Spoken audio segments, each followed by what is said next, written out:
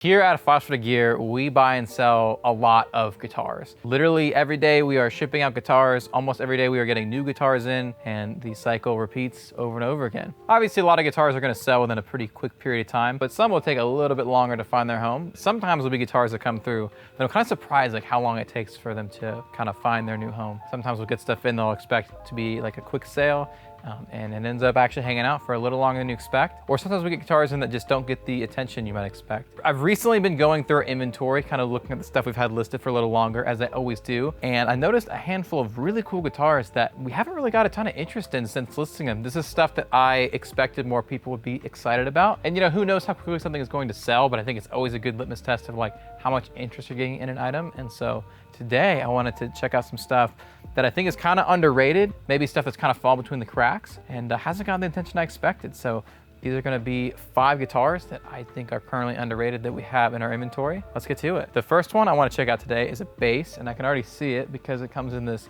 polka dot gig bag. So easy to pick out between all of these. Let's go check this out. Here's the first one we're gonna check out today. This is a Seymour Duncan traditional bass, obviously themed after the jazz bass. This is actually really close to a 1975 jazz bass that we recently got in. We did show that one in a video just a few weeks ago. And this is a Japanese bass made by ESP. ESP is actually known for making instruments for other brands that aren't just their ESP or Edwards or other lines. They will actually be an OEM for other brands, and this was an example of this. Seymour Duncan did a line of basses like this exclusive to the Japanese market, of course made in Japan, and they're really, really great. Being that these Seymour Duncan branded basses are not very like well known or well documented, it's not a shock that this bass has not garnered the attention that you would hope given its specs, but I still think it's really cool. It sounds great, so let's plug it in.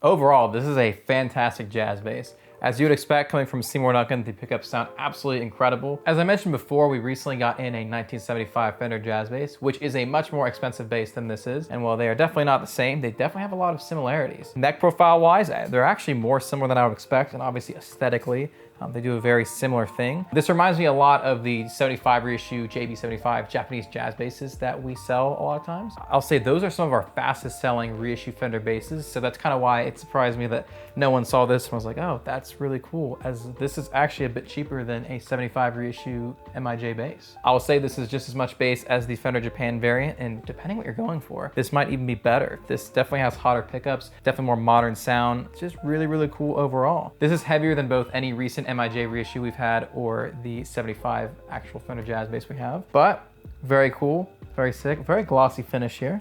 But yeah, I like this one a lot. Overall, I think this is a really great blend of the vintage aesthetics with modern functionality. It stays in tune well, it sounds great with a very full output, and it's ready to go. All right, let's go into the other room and check out a acoustic guitar. All right, the next selection brings us over to our acoustic wall. And I think this is our longest standing acoustic guitar. This is a 2016 Taylor 322 CE with Tasmanian Blackwood back and sides. Top wise, you just get a darker mahogany top, but overall, this is just a really cool Taylor. Very cool specs, and it is the only Taylor that we have right now. Since we've got this in, we've seen many Taylors come and go, but for some reason, this one just hasn't found a home. I think this model just isn't that popular. I don't think a lot of people know about this one. You know, between the specs, what this sounds like, what this plays like, I think this is actually a really great value for what it is, and I'm really surprised that this hasn't found a home yet. Let's go see what this one sounds like.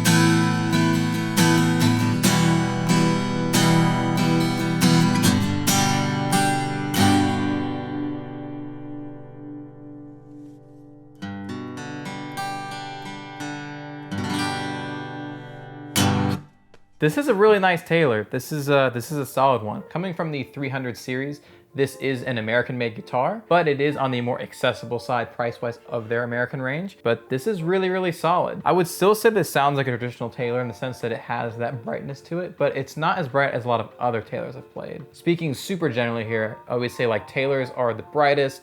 Your Gibson acoustics are usually gonna be right in the middle, and then your Martin stuff's going to be on the darker, warmer side. This is a little darker than most Taylors, so it's almost getting into like Gibson territory, but I don't think it's all the way there. But I mean, that makes sense given the wood selection on this guitar. Very articulate and still very rich sounding. This one is bright without sounding shrill, which I cannot say about every Taylor that I've played. You can plug this in. This does have a pickup. What you were just hearing was just a U87 in front of it and some room mics, so we didn't use the DI. Very cool guitar. I like this one, and I'm surprised it's still here. The third guitar we're going to check out today, and the first electric guitar we're going to check out, is this 57 reissue Stratocaster. This is an ST57, so it is a Japan-made reissue of the 57 Strat. This one in particular is from the Crafted in Japan era, and it has a P serial prefix, meaning that this was made between 1999 and 2002, so this guitar is just a little over 20 years old. Now, from talking to other dealers, I always hear the sentiment that a 50 style reissue Strat is harder to sell than a 60 style reissue Strat. And I would say that's somewhat true. We've probably sold a little more 60s reissue stuff, and in general, it probably does sell quicker. But there's still a lot of people that are looking for the 50s, especially like this 57 reissue guitars. One thing I said it's interesting with the late 50s reissues is going to be that the neck profile is going to be all over the place. This one has a very like full C. It's not super thick, but it's definitely not like a slim 60s. But this does not carry like a V or soft V neck that we'll see on a lot of other like 57 reissue Strats. This is very comfortable and a very approachable guitar. This example in particular is actually in really nice shape. There's some honest wear kind of around here,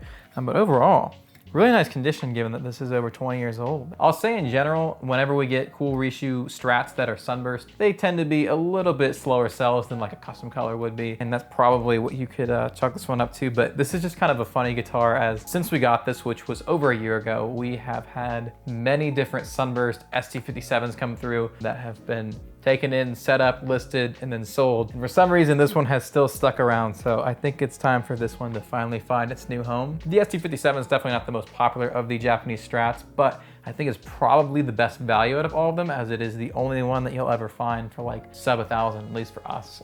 These are the only ones that we'll ever kind of list under 1,000. I would save this entire list. This is definitely the best value for money of all of these. I hope this one finds a new home soon. Back to the wall. This is an American Original Jazzmaster. They did the American Original line kind of in the 2010s, and they were the replacement to the American Vintage line, which replaced the American Vintage Reissue line, which replaced the US Vintage line. Quite the lineage there. But what's interesting with the American Original reissues is they're pretty vintage accurate. Most of the specs are at what you'd expect for a vintage Jazzmaster reissue, but the radius is not. This sports a modern 9.5 radius. This is true for all of the American Original reissues, which is similar to what Fender was doing with their American Vintage Hot Rod collection, which was made in pretty limited quantities. But for the entire American Original line, they said, we're just gonna do the modern radius, which I hear a lot of people say that they prefer over the vintage one, but then obviously lots of people want fully vintage accurate. This is close, but it's not all the way there. If you're somebody that kind of likes the more modern feel radius-wise for the neck, then I would definitely check out the American Original line. I feel like when this line came out, it was never that popular. Like, I don't remember seeing them that much. I don't remember people talking about them that much. And it wasn't until they were well discontinued that these really kind of came onto my radar, and I started looking for these. There's some really, really cool offsets that came out of that line, and this is certainly one. Love the American Original series, and we have a couple Strats from the series as well right now. We haven't had this one nearly as long as some of the other guitars in this video, but anytime that we get like a cool offset American-made or Japanese-made reissue and a cool custom color like this, it never lasts long, and for some reason, this one's been here for a couple months now. So here's the last guitar that we are gonna check out today, and this is the guitar that inspired this video. Like I said earlier, I was going through our inventory and I was checking out some stuff that we'd kind of had for a while, and this one really shocked me. I was like, I'm really surprised that no one has picked this one up. This is the only guitar on this list that I could say this about, but we've brought this to a bunch of guitar shows. I don't know that a single person like ever looked at this and took it down and actually played it, which is a real shame because it's a very special guitar and a very cool guitar. A very accessible price point for what it is too. This is a 1955 Epiphone Century made in New York. So this is before the Gibson acquisition of Epiphone, and there you have it. This comes in its original Lifton case, which is an exceptional touch. When I saw this guitar, I first just saw somebody carrying the case, and I'm like, all right, we need to see what's in there. And this was what was in there. Overall, it's in really great shape considering its age. Quite a bit of checking throughout the finish, and there has been some binding work done, but other than that, totally original and pretty well preserved as well. This is a very unique sounding guitar, so we're gonna go plug it in. This list has been in no particular order, but this is definitely the one that I'm really surprised stuck around as long as it has.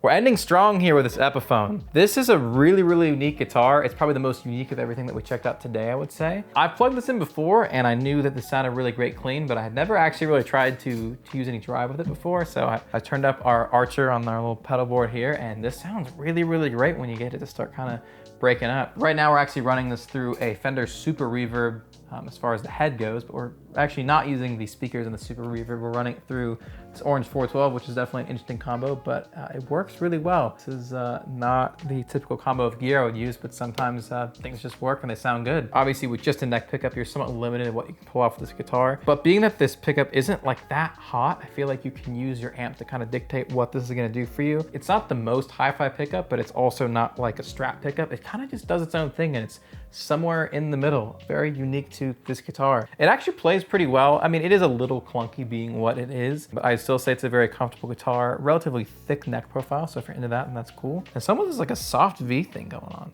And the aging is undeniable on this one. So wrapping all this up, the reason I wanted to do this video was not to show like, here's a bunch of guitars that we need to move, whatever. Every one of these guitars is gonna find its home, whether it's through this video or whether it's just being on our site or on our Reverb. Someone eventually will see it and it will find a new home. Being that we're selling used and vintage gear, literally every single item is unique. There are no two guitars in this room that are identical. They all have their own thing, they all have their own vibe. My main job is to curate the inventory and find stuff that I think is really cool and that I kind of see value in. That usually translates to that other people will also like it. And because everything is so unique, you really only have to find one person that actually is looking for that thing. I don't have 50 of these. This isn't like when you're, marketing a new pair of sunglasses and you say we want to sell 10,000 pairs of these sunglasses or whatever. You only have to find one person that's looking for this guitar. Now, it can be a slippery slope and it's easy to get into like, oh, let's go buy some kind of super random stuff because someone out there will like it, and maybe that's true, but probably won't sell stuff very fast if that's the way to go about things. Nonetheless, I think the principle still applies, and